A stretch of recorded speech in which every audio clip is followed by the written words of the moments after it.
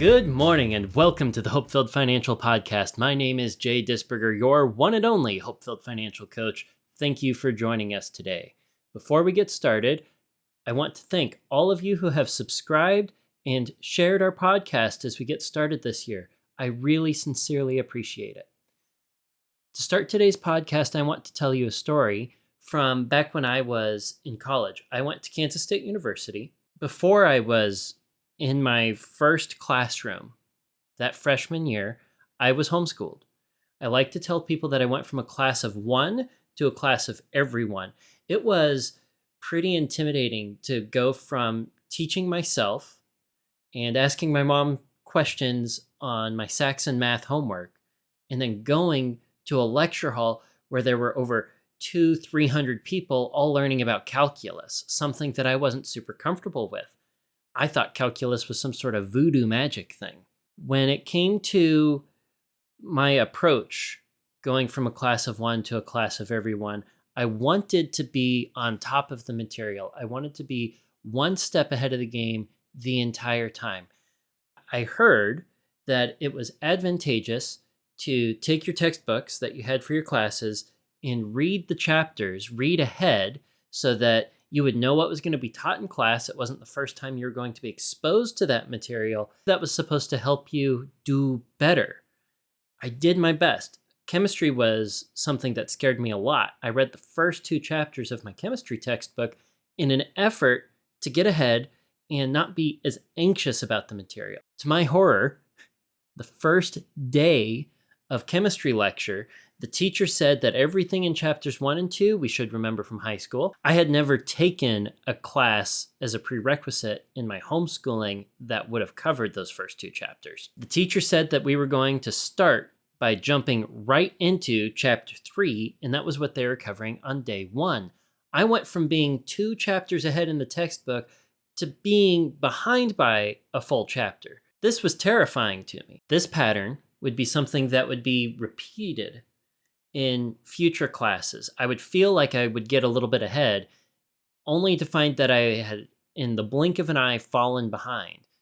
It wasn't the way that I wanted to operate. It wasn't the way that it was recommended to me on how to operate. I was also very much so a perfectionist when I was taking my freshman classes. It was something that was a part of my identity. I couldn't be the perfectionist that I wanted to be. I couldn't be 2 weeks ahead on all of my homework, on all of the textbook reading. I didn't have the time to do everything that I wanted to do.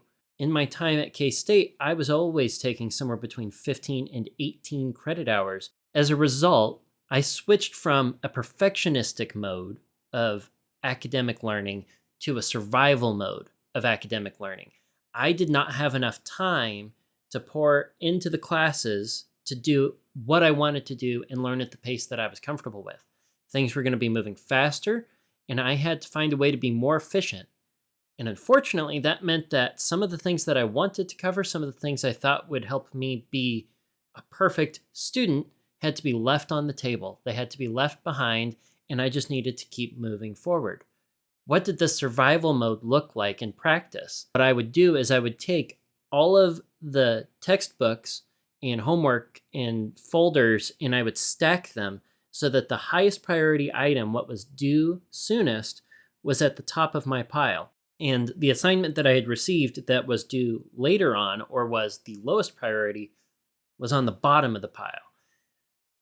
In taking the stack of books, it helped me basically make a priority list without actually writing it down.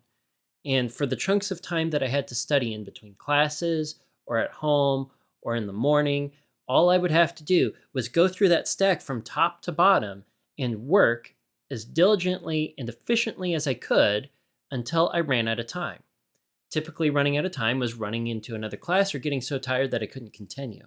I knew for what was due the next day or what was due that day, how far I had to get down the pile. And anything beyond that was what I could be doing to try to stay ahead of the game and prevent myself from feeling like I was falling behind. This sort of survival mode that I was in is something that has carried into my adulthood post-graduation. Being able to recognize what my priorities were and work through them in an appropriate order while knowing that there are sometimes for the benefit of moving forward, things I had to leave on the table, I had to learn that that was okay, and it was okay not to be perfect. It was more important to make sure that priorities were getting the attention that they needed, and in a timely manner, and in an efficient manner, and in a way that I could frame my overall workload and do the best that I could with the time that I had. Now, time for today's budget tip.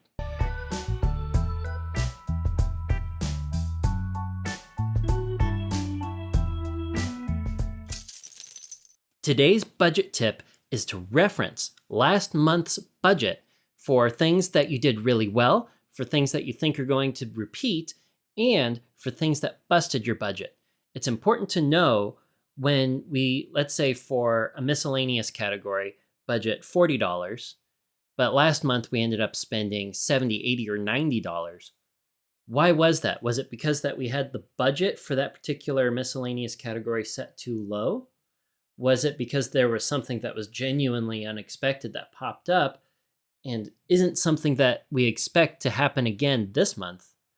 Or was it something else entirely? By looking at last month's budget, we are able to adjust this month's budget to be more accurate and true to our real life situation. We're able to plan better by reviewing our history. The other thing that we can look at is if there were things that came up in the budget last month that we definitely don't expect to come up again. A good example would be a holiday or a birthday. When we see something like that, instead of just copying the line item over from last month and saying it worked last month, let's do it again, we need to adjust. Maybe there are 2 birthdays this month. Maybe there isn't a holiday at all. Maybe we traveled last month and there was a lot of driving, and this month we're going to be staying at home for the entirety of the month. It's important to recognize the differences from month to month, and we can't do that unless we're looking back at the prior month and asking ourselves, how did we do? Did we achieve our budget? And what are the things that we can be doing better for this month? Now, I'm excited to say that we have our very first listener question that's been submitted to the podcast for us to answer today. Connie asks, do you have some sort of values quiz for couples and adults to determine their values or virtues? Connie, the answer is yes. We do have an evaluation worksheet with very common values and virtues that couples run into, especially in the context of personal finance. We recommend for the particular worksheet that we have at HopeFilled Financial Coaching that each spouse goes through and fills out what their values and virtues are on a scale of 1 to 5, 1 being I don't care at all, 3 being I value it, it's okay, 4 I value it a lot, and 5 it's a virtue, something I'm not willing to sacrifice on. Then the couple can come together and they can compare their answers. After they come together and review their answers, it's recommended that they fill out the worksheet one more time, representing their values and virtues as a couple, their values and virtues as a family. This worksheet is a part of the workshop/marriage retreat that HopeFilled Financial Coaching that I put on at various churches in and around the Kansas City area. The workshop for reference is called Your Marriage, God's Word, and Money. In this workshop, I delve into the main things about money and communication and personal finance within marriage that leads to money fights and money problems. I talk about what are the best ways to reduce your risks for divorce. What are the best ways to take a marriage that's struggling with personal finance and make it one that's thriving, and take a thriving marriage, a good marriage, and translate it into something that's even greater than could be possibly imagined by improving the couple's knowledge and understanding on personal finance, by instilling in them a virtue of frugality. It's a 2-hour workshop, and if it's something that you think that your church could benefit from, that those in your faith community could learn from, let us know and let your church know that it's something that we offer. We are more than happy to come out and give this workshop to your community as something that can help build up the faithful. Now, on to today's main topic.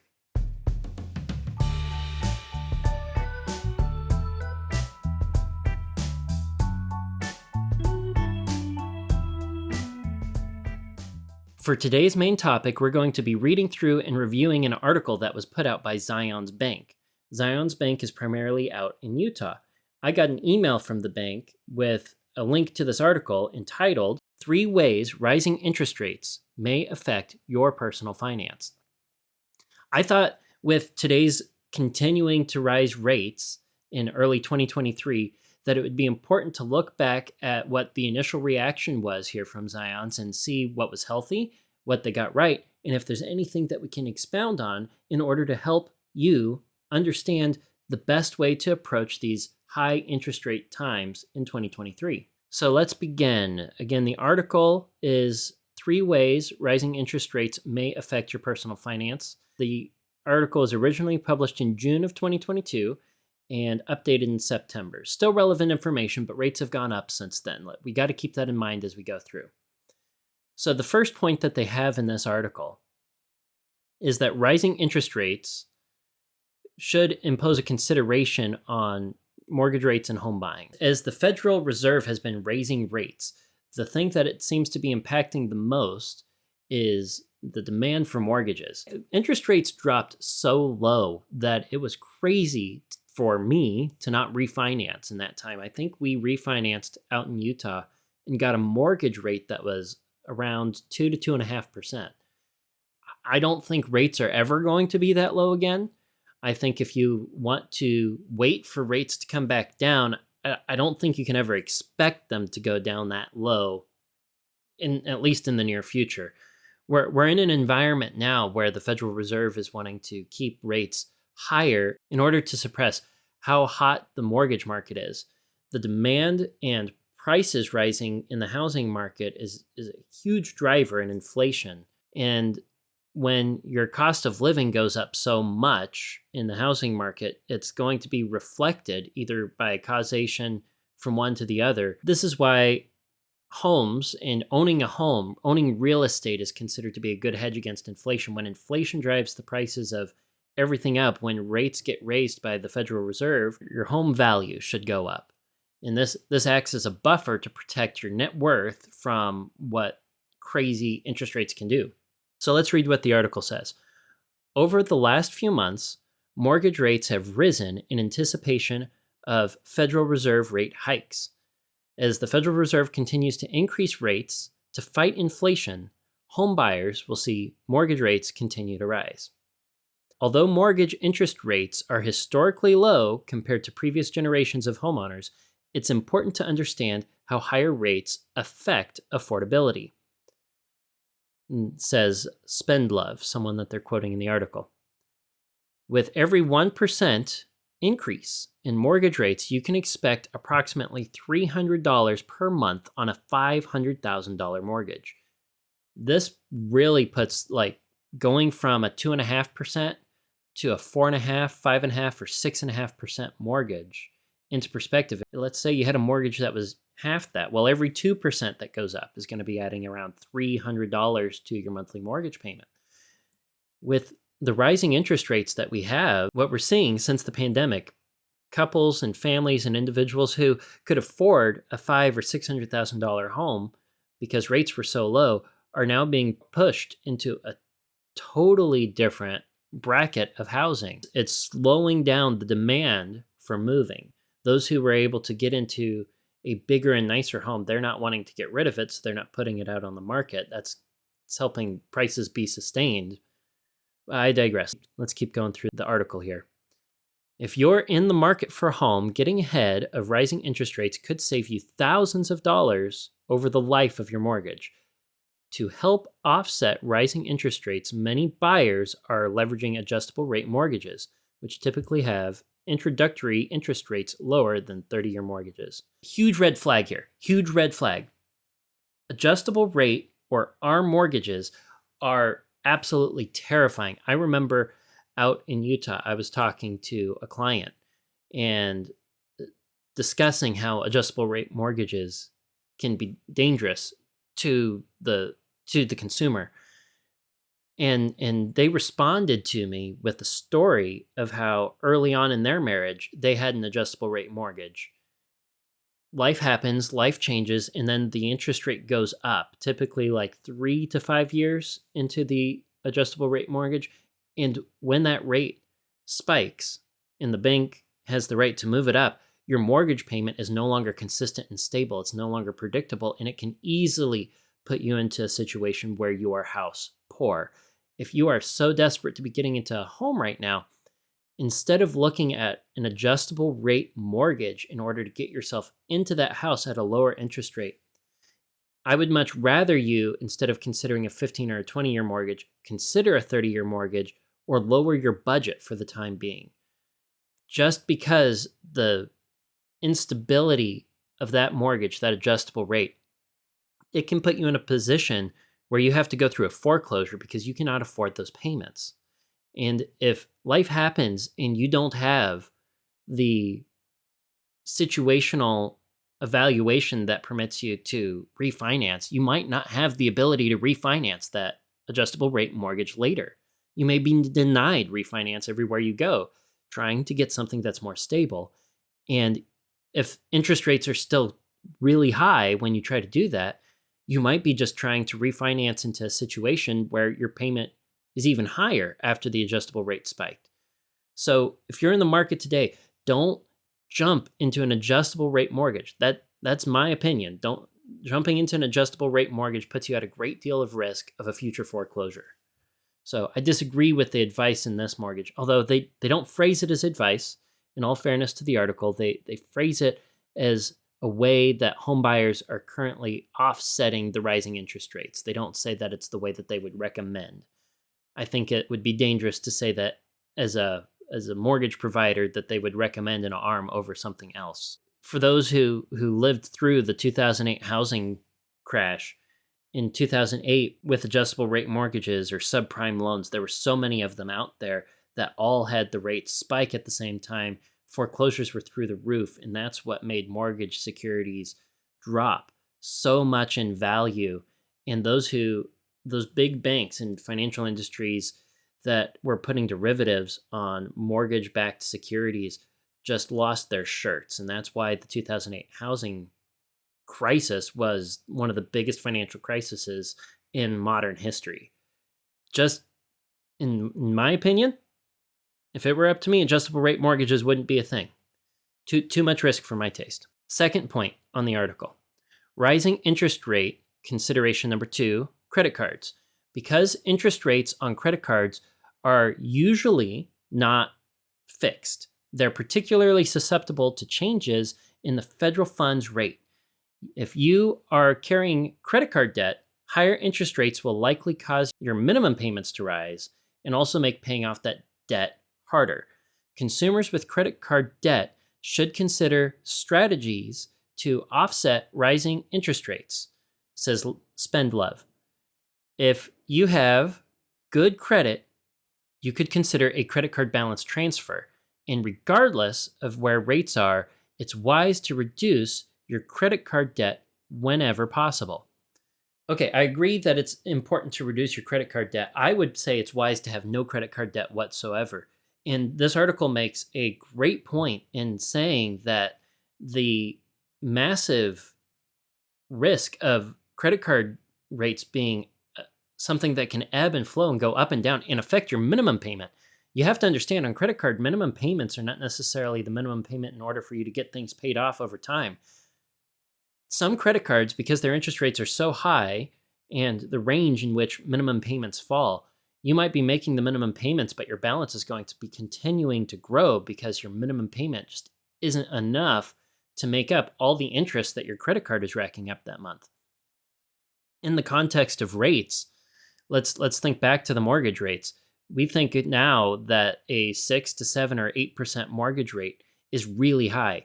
The average credit card rate, the average, is over 19%. It's almost 20%. It's a smaller balance that's typically carried on a credit card, sure, but that kind of interest rate, that's just not frugal to be paying so much interest on any balance carried on a credit card. And with rates going up higher, it's all the more important to be getting out of credit card debt. It's just essential in order to protect you from the risks of not only rising interest rates, but that liability of having that unsecured debt that could lead to collections and lawsuits down the road, or a credit card balance that's so large that in a tragic situation like you lose your job or you have to take a pay cut, you can no longer service that balance that you're running on your credit card. It puts you in a position where you can trash your credit. It puts you in a position where you're putting your financial well-being and your financial peace at risk in an undue way.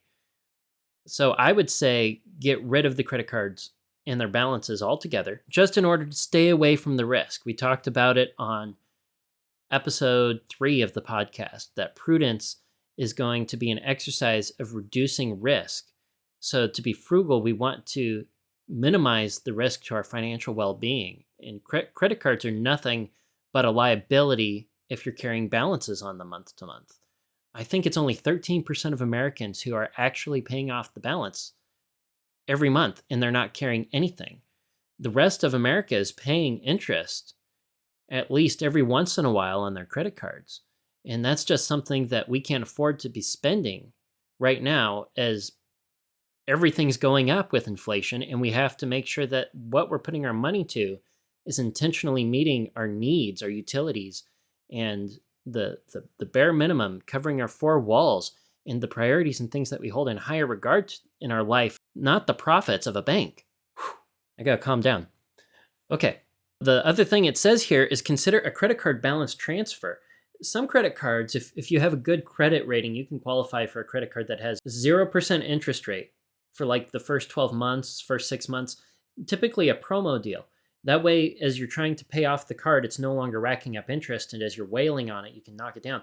The risk in doing this is that you might feel that you've actually made some sort of progress in your paying off debt journey by getting rid of the growing interest, and you might feel like you can lean back like you did something. The debt is still there, and if you don't pay it off before that interest kicks back in, you've done nothing to help your situation. And if you start adding more onto that card, then you're just raising the balance that you have to pay off later, and that's going to be just obliterated by high interest down the road. Again, the average credit card interest rate is over 19% today. It's crazy. So there's a third point in this article, rising interest rate consideration number 3. That's going to be your savings accounts. Now this one's going to be positive. We can take a deep breath. Higher interest rates are welcome news for people who like to save. Although there isn't a direct link between the federal fund rate and deposit rates, financial institutions generally increase the annual percentage yield that is paid for money market accounts, savings accounts, and CDs as the Federal Reserve rate increases. You should anticipate your bank will raise rates to attract deposits. This is true. Back when we were in those historical low rates for mortgages in 2020, in the heat of the pandemic, and interest rates were around 2% for a mortgage, a CD, a certificate of deposit at a bank, was making almost nothing. If you were to invest in a CD at that time, it would be making what a high interest savings account is going to be able to make you now. The way the CD works, if you're not familiar with the CD, it's going to lock your funds. It gives you a higher interest rate than a standard savings account at the bank by reducing your liquidity, or how frequently you can access that money. You basically say, yes, I'm going to lock this away. I'm not going to touch it for the period of time that it takes for that CD to mature. And locking away money back in 2020 with super duper low interest rates was just not something that was appealing to almost any investor and any saver out there. When it comes to savings, you can look now, if you have a high interest savings account or a money market where you store, say, your long-term savings or your emergency fund, it might be a good time with the rising rates to shop around a little bit and see if there's another account out there, another bank that's providing a higher return on that money that's sitting there. For your emergency fund, you want to make sure that you're not putting it in something that's going to trap the liquidity away, like a CD. You want the emergency fund to be accessible. But with an emergency fund, it's a sizable amount. 3 to 6 months of your expenses is what HopeFilled Financial Coaching recommends. It's what I would recommend, and it's what almost every financial guru out there recommends. 3 to 6 months of your expenses. And that can be a lot. So it might be a good time to shop around for a new high interest bank account or money market. I think that's something that we can take away from this. If you have extra cash on hand, rising interest rates create opportunities for you to leverage, says Spendlove. If you've paid off debt and don't need access to cash right away, you may benefit from depositing funds in a CD. You'll receive the benefit of a fixed interest rate compounded daily, meaning you'll receive interest calculated on your initial deposit and accumulated interest. Yeah, the idea of a CD, if you have money that you don't want to invest in the stock market because it's too volatile, and it's money that you don't think you need to have access to, so that would be over and beyond an emergency fund. You could drop it in a certificate of deposit. I think that's all right. I mean, they make much better return now than they did in 2020. We talked about that. What you want to look at, though, in your personal financial plan as you're working for it is, what is the purpose of this money? When you have savings pooled in a savings account, it can be really helpful to break down that savings into different purposes. That's something that we'll talk about in future episodes. It's called a savings allocation plan. It's something that I practice. I don't want to have a dollar saved or a dollar flowing through my checking account that doesn't have an allocated purpose, even if that purpose is just general wealth accumulation or general savings for who knows what down the road. But I want to have priorities like replacing the roof, replacing the car, replacing the computer earmarked so that I know that I have the money ready to go for those things that are coming up. It's just like stacking the books that I did in college in order of priority. You want to make sure that you're meeting the things that are going to be coming up sooner and what you're saving for and what's on your budget. You want to make sure that in your budget, you're covering the four walls, the very tip top of your pile, the very top of your priorities before you start engaging in anything like investing in extracurricular things in CDs or money markets over and beyond that. You want to make sure that you have the ability to achieve everything that your life demands of you now before you go out and start testing the waters because of the new and appealing rates that are out there. Don't jump at it and go, wow, this is so amazing. It's the opportunity of a lifetime, and spring for it.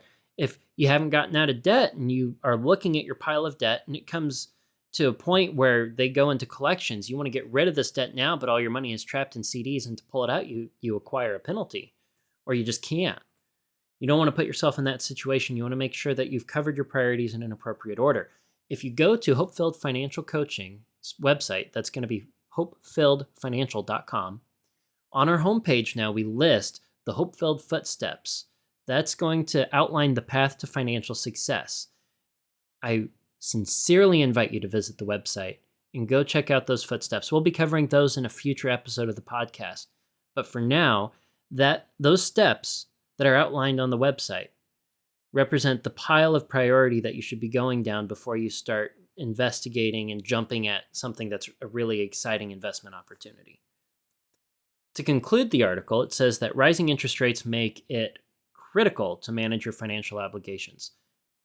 Amen to that. It's important to be aware of how rising interest rates will affect your personal finances. Our debt calculator, this is just an ad for Zion's Bank. I'm not sponsored by them, by the way. I did bank with them for a period of time. That's why I'm on their mailing list. Our debt calculator can help you determine how much you owe, how much interest you're scheduled to pay, and how long it'll take to pay it off. If you're on a path to getting out of debt, a debt calculator can help you figure out how long you have to go, but it can also suck some of the motivation that you have from you. If you're trying to get out of debt, one of the most effective and efficient ways is to just list the debts, smallest balance to largest balance, and knock them out as fast as possible. This is called the debt snowball. Debt snowball, popularized by Dave Ramsey. The last paragraph of the article here says, by calculating how rising interest rates will affect your personal finances, it will be easier to make a plan that will save you money over the life of your loans. Making financial decisions with rising interest rates in mind can help position you for financial success. I don't think that rising interest rates necessarily dictate every chapter that we have in our personal financial journey, in our goals, in the hope-filled path to financial success, in the 8 hope-filled footsteps. I think it's more important for us to know what our plan is for financial success and to be cognizant of rising rates. I think rising rates simply put a big red light over the fact that we need to be extra intentional and extra frugal with our financial plan. We need to emphasize the importance of a budget, and we need to know where our money is going. With rising rates, it's going to be all the easier to fall into paying extra fees and higher interest on debts, especially credit cards. And we want to mitigate that so that you can be taking your biggest wealth building tool, your income, free it from debt, and channel it into building wealth beyond reason and achieve those hope-filled financial goals that you have for yourself and your family. Next week is Valentine's Day. So we're going to have a special episode on Valentine's Day. I'll be doing an interview with my wife, and I hope that you can join us then. Until next week, budget bravely and enjoy your hope-filled financial future.